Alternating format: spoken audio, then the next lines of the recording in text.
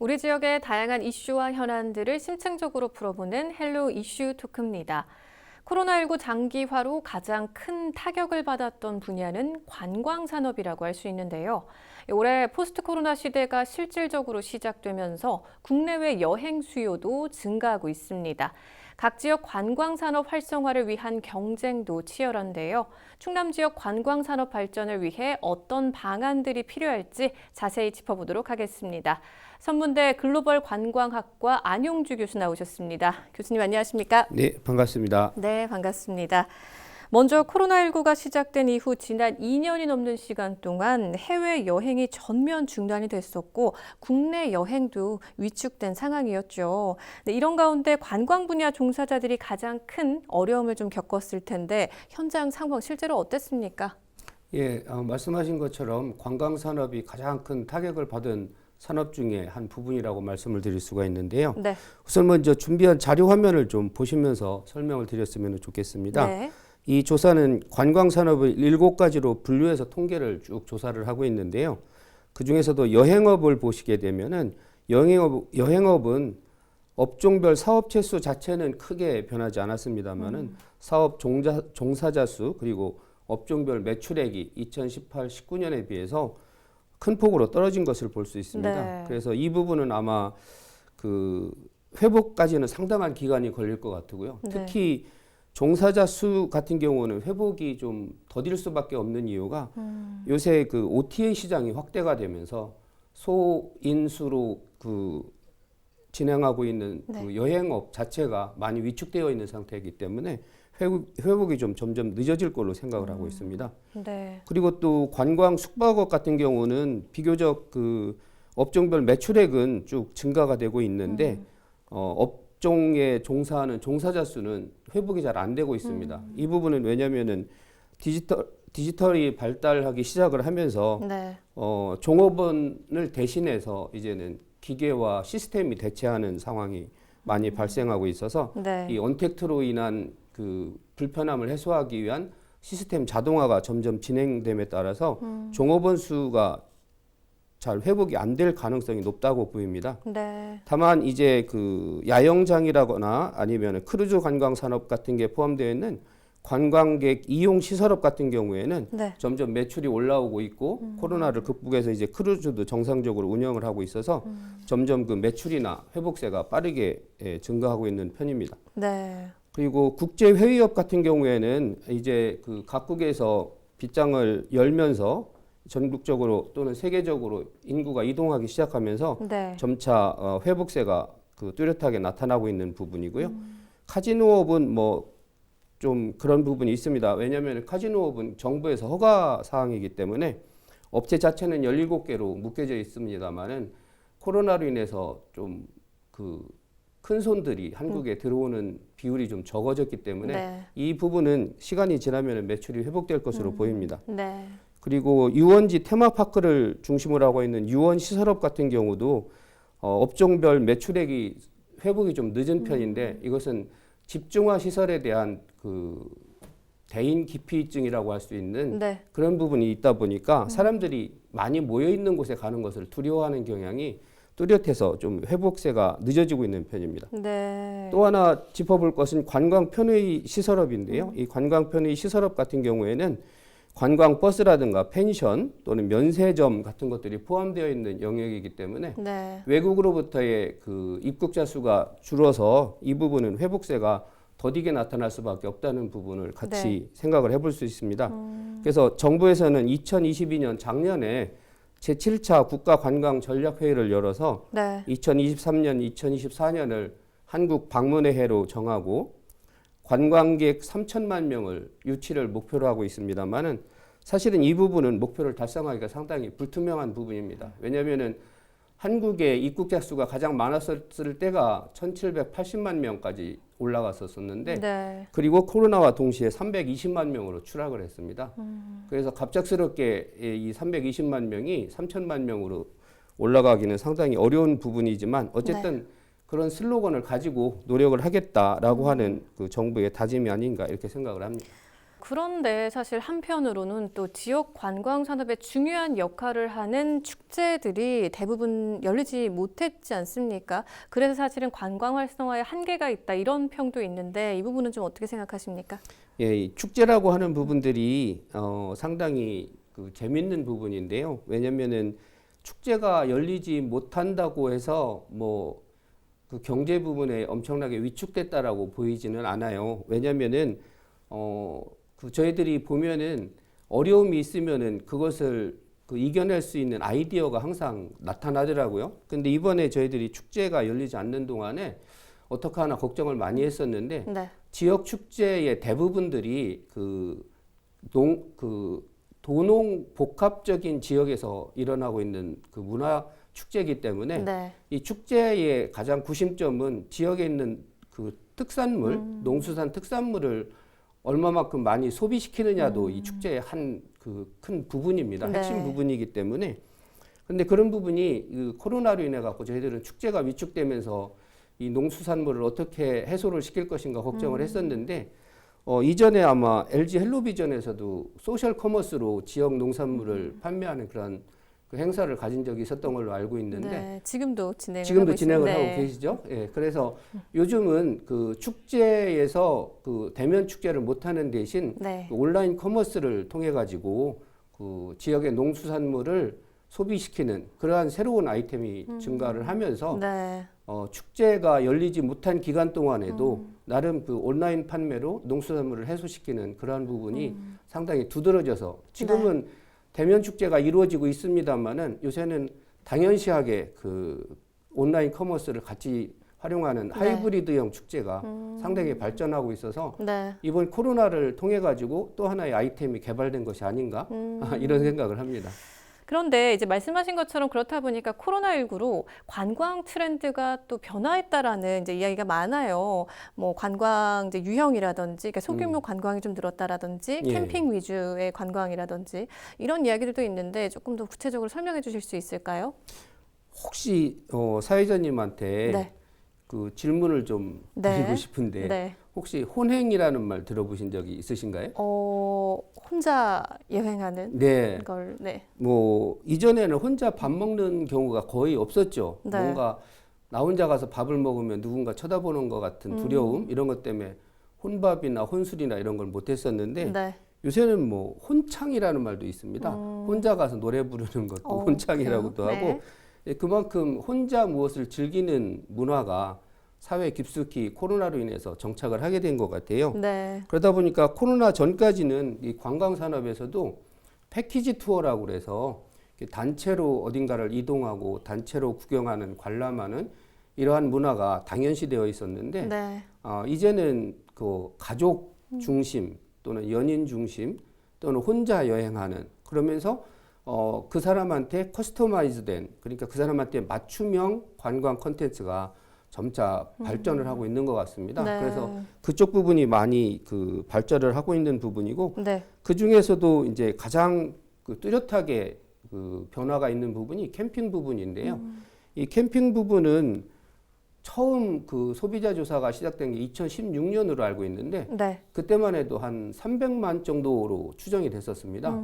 그런데 매년 단위로 100만 명씩 늘어나서 2022년에는 지금 2020년에 이미 그 500만 명을 돌파해서 네. 지금은 거의 700만 명 정도에 이르고 있다고 하고요. 네. 그 캠핑 시장조차도 지금은 6조 3천억 원 정도의 시장으로 마켓이 확대된 것으로 나타나 있습니다. 네. 그리고 두 번째 특징은 또 뭐냐면은 동선이 점점 짧아지고 있다는 겁니다. 옛날에는 3박 4일, 5박 6일 이렇게 좀 장기 여행을 했었다고 한다면은 네. 요새는 코로나로 인해서 어떠한 그 위험 상황이 돌발적으로 일어날지 모르겠다라고 하는 그러한 좀 위기감을 가지고 당일 여행이라거나 아니면은 1박 2일 여행이라거나 이렇게 좀 생활권 중심에서의 여행으로 좀 바뀌어가는 부분이 있지 않은가? 네. 이런 부분이 좀 뚜렷하게 나타나고 있다고 볼 수 있습니다. 그래요. 근데 이런 가운데 지금 코로나19로 인한 뭐 거리두기, 마스크 착용 의무가 대부분 해제된 첫 해입니다. 해제된 네. 첫 해인데요. 그렇다 보니까 지금 관광 산업 발전, 이제 관광 부활에 대한 기대가 큰 상황인데, 자, 이럴 때 어떤 노력이 좀 더해져야 될까요? 일단은 앞에서도 제가 좀 말씀을 드렸습니다만은 사람들이 상대적으로 많이 모이는 장소에는 좀 기피하는 현상이 나타나고 있습니다. 그러다 보니까 유원지나 테마파크에 그 사람들이 덜 입장하는 그런 부분이 나타나고 있고요. 네. 그다음에 당일권이라고 하나 생활권 중심의 패턴으로 그 여행이 바뀌고 있는 부분이 있고 네.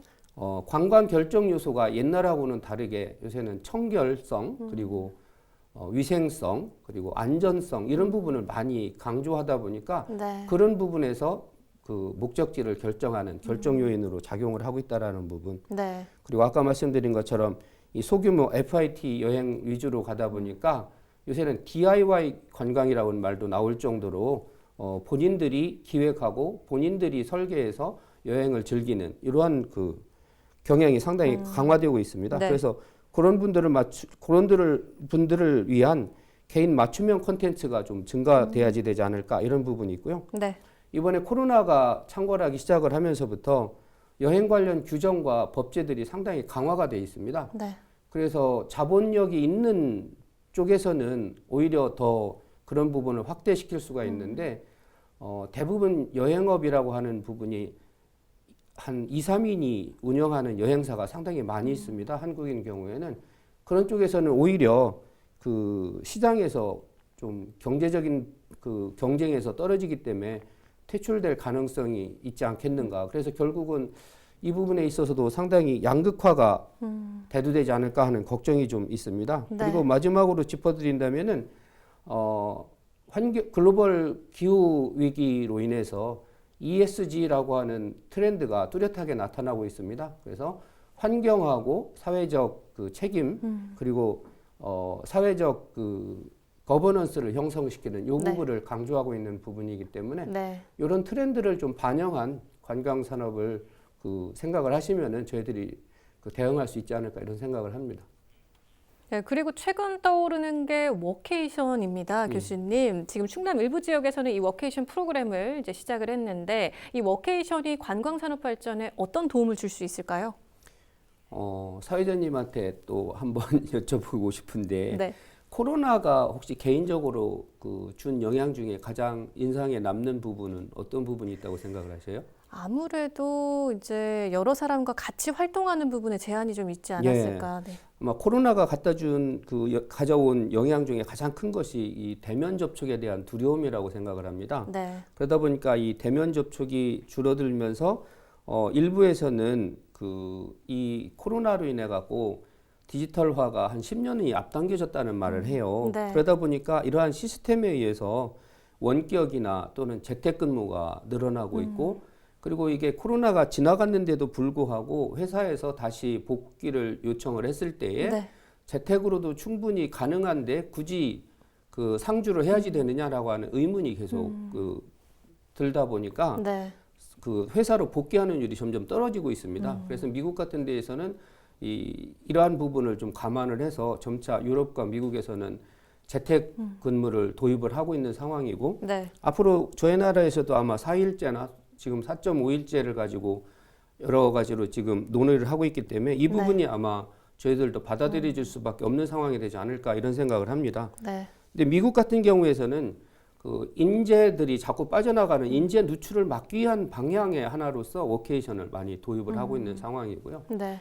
이웃 일본 같은 경우에서는 그 인구가 줄어들면서 그 지역이 점차 소멸하고 있는 상황이 발생하고 있습니다. 네. 한국도 마찬가지 어려움을 겪고 있습니다만은 네. 그 인구 소멸형 지역을 좀 도울 수 있는 방향으로 워케이션이라고 하는 한 프로그램을 운영을 하고 있어서 네. 한국도 아마 점차 그런 부분으로 가지 않겠는가 이렇게 예상이 되고요. 네. 이 워케이션을 위해서 아까 말씀하신 것처럼 충남에서도 보령, 부여, 예산, 태안이 4개 시군에서 워케이션 프로그램에 참가할 참가자를 모집을 하고 있는 것으로 알고 있습니다. 그런데 이 워케이션이라고 하는 부분은 지역 지자체가 노력을 한다고 해서 되는 것이 아니고 범정부적인 차원 그리고 기업에서 4일제, 4.5일제를 어떻게 받아들일 것인가에 대한 정책적인 그 방향에 따라서 달라질 수 있는 부분이기 때문에 네. 지역에서 이 부분에 대해서 어떻게 그 노력을 함에 따라 갖고 달라질 수 있다라고는 좀 예상하기 어려운 부분이 아닌가 네. 이렇게 생각을 합니다. 네. 그리고 또 이런 가운데 관광산업 발전을 위해서 각 지자체에서 다양한 관광 자원을 발굴하는 것도 중요한 역할이 될 텐데 우리 충청남도 그리고 각 지자체에서 어떤 부분을 내세우면 좋을까요? 충청남도에서도 상당한 노력을 기울이고 있습니다. 네. 지난번 제7차 충남권 관광개발 5개년 계획이라는 게 2022, 2026을 충청남도에서 세웠습니다. 네. 그 안에서 다양한 지역별 관광 개발, 관광 발전에 관한 논의가 있었고 네. 그 부분이 실려 있는 것으로 알고 있습니다. 그 부분을 좀 참조하시면 좋을 것 같고요. 네. 하나 크게 키워드로 등장하는 것이 베이비 부머 세대입니다. 혹시 베이비 부머라는 말씀 들어보신 네. 적 있으실지 모르겠는데 네. 제가 태어난 세대입니다. 1955년에서 1963년 세대를 저희들은 베이비 부머 세대라고 하는데 네. 이 당시에는 적게는 60만에서 많게는 90만까지 태어났었습니다. 한 해에. 지금 20만, 30만 출생아에 비하면은 상상도 할 수 없을 만큼의 인구 증가가 있었는데 네. 1955년생 1차 베이비 부머 세대들이 2023년에 이미 이제 노령 인구로 들어가기 시작을 했습니다. 그런데 이 베이비 부머가 은퇴하게 되면은 약 750만 명이 됩니다. 이러한 분들이 이제는 노인 세대로 가기 때문에 이분들을 위한 관광 약자에 대한 관광 개발, 관광 콘텐츠 개발이 좀 이루어졌으면 좋겠다라고 하는 부분하고 네. 그다음에는 지역 내에서 자기들만의 좀 고유한 DNA를 찾아내는 작업을 해야지 될 것 같아요. 네. 말하자면은 공주에서는 석장리의 선사 유적지가 남한 최초의 선사 유적지 발굴을 한 곳이 석장리이기도 합니다. 근데 거기에 아마 전망대가 들었을 예정인 거고요. 백제라고 하는 DNA를 떠나서 또 하나의 선사 유적이라고 하는 DNA를 발굴하는 것처럼 그런 지역 고유의 DNA를 발굴하는 게 중요할 것 같아요. 예를 들면 서산 같은 경우에는 가로림만에 저희들의 천연 기념물인 물범이 살고 있지 않습니까? 그러한 생태적인 DNA를 발견을 한다든가 아니면은 보령에는 섬이 아름다운 섬이 많이 있습니다. 그래서 보령은 이러한 섬에 대한 DNA를 좀 발굴해서 지역 고유성을 입힌다거나 이런 부분으로 좀 강조를 했으면 좋겠고요. 네. 마지막으로 하나 짚어드리면 좋겠는 거는 네. 관광 개발이라고 하면은 환경과 항상 상극하는 단어로 사용이 되고 있습니다. 그래서 관광 개발은 결국은 관광 파괴라고 생각을 하는 부분이 오랫동안 기억에 남아있기 때문에 이런 부분에 있어서 물론 관광 개발이 환경 훼손에 미치는 영향이 없지는 않지만은 앞으로의 관광이라고 하는 것은 환경과 같이 더불어가지 않으면은 지속 가능한 관광을 만들어낼 수 없다는 부분입니다. 그래서 네. 이 부분도 환경단체에서 좀 생각을 해주셨으면 좋겠다라는 생각입니다. 네. 예. 포스트 코로나 시대에 우리 충남 지역 관광 산업 발전을 위해서 어떤 방안들이 필요할지 자세히 좀 짚어봤는데요. 교수님 마지막으로 방송을 통해서 더 전하고 싶은 말씀 있으실까요? 예, 마지막으로 한 말씀 드리고 싶은 부분은 저희들이 1970년대만 돼도 관광 마케팅이 해외 마케팅이 일본 위주로 이루어지고 있었습니다. 그런데 일본 같은 경우는 인구가 1억 3천만 명인 시대에도 해외로 나가는 인구가 1,000만 명에서 2천만 명을 넘어본 적이 없었습니다. 30년간. 네. 근데 한국은 5천만 명이라고 하는 인구 중에서 가장 많은 해외로 이동한 적이 2,700만 명이 나간 정도로 우리나라 한국인들은 상당히 다이나믹한 성격의 소유자입니다. 그래서 그런 부분으로 본다고 하면은 해외 마케팅에 있어서 앞으로는 좀 더 적극적으로 일본 이외의 지역을 좀 타겟으로 했으면 좋겠다라고 하는 이런 부분을 말씀을 드리고 싶고요. 네.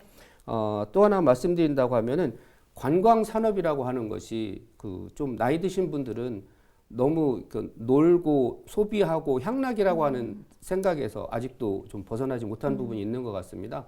관광 산업도 건강 수명 80세의 시대에서는 좀 더 좀 알차게 건강하게 생활을 즐기는 문화라고 생각을 하시면 좋을 것 같아요. 그러면은 관광 산업이 함께 더 발전할 수 있지 않을까 이렇게 생각을 합니다. 네. 오늘 말씀 잘 들었습니다. 고맙습니다. 네, 고맙습니다. 충남 지역 관광 활성화를 위해 지속적인 노력이 필요할 것 같습니다. 헬로 이슈 토크 오늘 저희가 준비한 소식은 여기까지입니다. 함께해 주신 여러분 고맙습니다.